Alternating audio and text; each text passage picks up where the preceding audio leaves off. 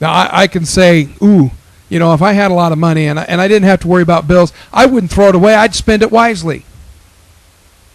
Evidently, God doesn't think so, because he's never blessed me with an overabundance of money to not worry about any of those things.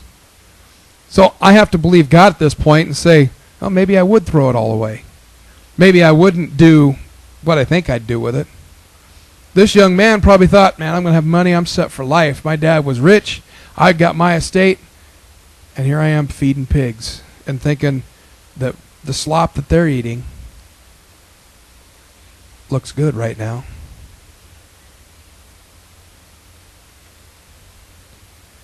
When he finally came to his senses, he said to himself, at home, even the hired servants have enough food to spare.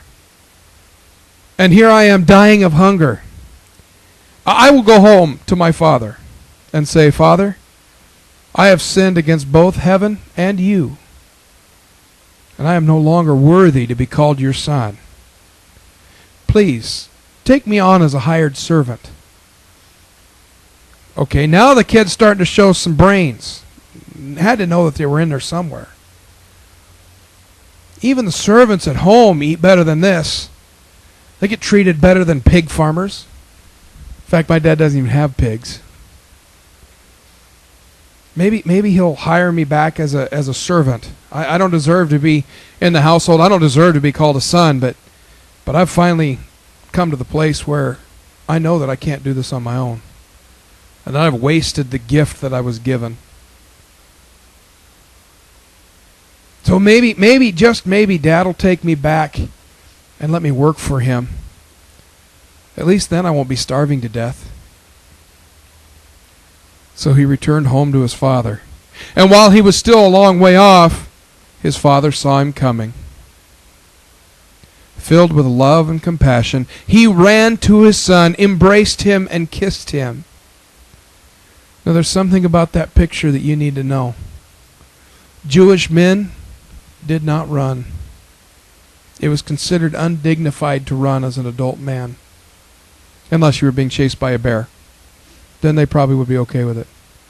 But men did not run. It was undignified. They walked very erect. They walked. And this guy was a wealthy guy. So even more so for him to start running would be a big deal. But he saw his son in the distance. And immediately he wanted to be reunited with his son. So he starts running toward his son. He became undignified for the love that he had for his son, when he had no reason to accept his son back after the way his son treated him. He still loved him unconditionally. He still said, no matter what, that's my boy. And I could just imagine all the way home from where the kid was, he's rehearsing this line. Father, I've sinned against both heaven and you. Would you take me on as one of your servants? Over and over and over again. Father, I've sinned against both heaven and you.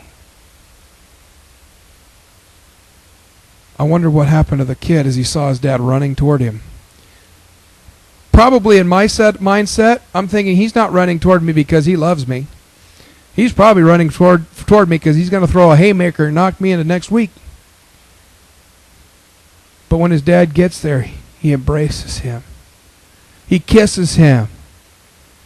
And his son, in his frightenedness, has only had one line that he can remember this whole time. Father, I have sinned against both heaven and you. I am no longer worthy to be called your son. Just kind of have to blurt that out there before whatever happens happens. I got to get this out. Dad, I screwed up. Dad, I'm not worthy to be called your son. I'm really not that good of a person, and I realize everything I've done. But before he could get out his word to say, can I at least become one of your servants? His father said to the servants, quick, bring the finest robe in the house, put it on him, get a ring for his finger, and get sandals for his feet, and kill the calf that we have been fattening. We must celebrate with a feast. For this son of mine was dead and has now returned to life. He was lost, but now he is found. So the party began. Can you imagine how that dad has felt this whole time, knowing that there's a famine in the land, not knowing where his son is? They didn't have email and texts back then. There was no way to send a Skype message to Dad saying, "Hey, Dad, I'm still alive." There's no way to check up on his son because he went to a distant land. And here's Dad just completely excited that his son is back. In his mind, his son had died. He's dead and gone. He took his inheritance, he left home, hadn't heard anything from him. Dad didn't know where he was. Dad didn't know what was going on. But when he saw him in the distance, he knew that his son was going to be okay because he had come home, and he was going to return him back to what a son should be in the household. Meanwhile, don't you love that word, meanwhile? Because you know something bad is going to happen. Meanwhile, back at the ranch, the older son was in the fields working. When he returned home, he heard music and dancing in the house. He asked one of the servants what was going on. "Your brother is back," he was told, "and your father has killed the fattened calf. We are celebrating because of his safe return." Don't do that yet. Okay, I'm an older brother. I have a younger sister. Sibling rivalry is a true thing. It exists, and it doesn't go away just because you become adults either. It's amazing how when we both go to my parents' house, we're still brother and sister. And we still act like it. Too often like we're still 12 and 10. But here's the older brother. He hears that his little brother is back. And all this time he's been working and doing the right thing. What kind of thought do you think is going through Big Brother's head? I'm going to kill the little kid. I am going to smack him so hard he's going to sleep for a week.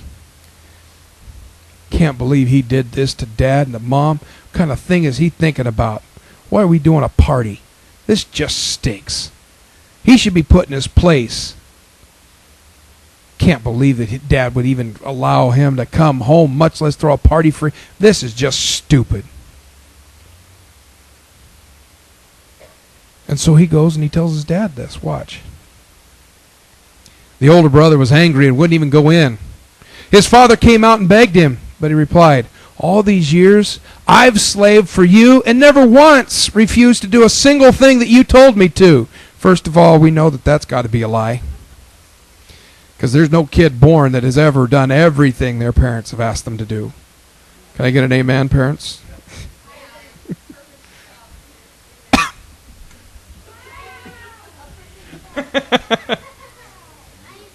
But his perception was that I've always done the right thing. I stayed at home. I worked for Dad. I did this, and I. Never once did he think about his little brother, except for the dirt bag of a scumbag that he is. I stayed home, and I've slaved for you, Daddy.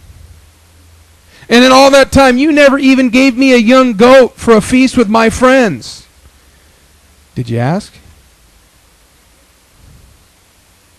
How often do we miss out on the things that God would give us if we would ask? I wonder, there was an illustration going around some years ago that when a man died, he went to heaven, and there was this huge warehouse right outside of his mansion. And the angel was taking him on a tour, and he took him in the warehouse. He said, "Well, what's this all about?" He said, "These are all the blessings that God wanted to give you that you never asked for." Well, I wanted a feast with my friends, but you never gave me a goat to do it. Did you think to ask for it? Son, I love you. I want to do good things for you, but I can't read your mind. And here he is, he's complaining. You don't love me enough. You don't give me enough. You don't do, but I do everything for you, Dad. Sound familiar, parents? Don't shake your head too hard if the kid's sitting next to you. It's never a good idea.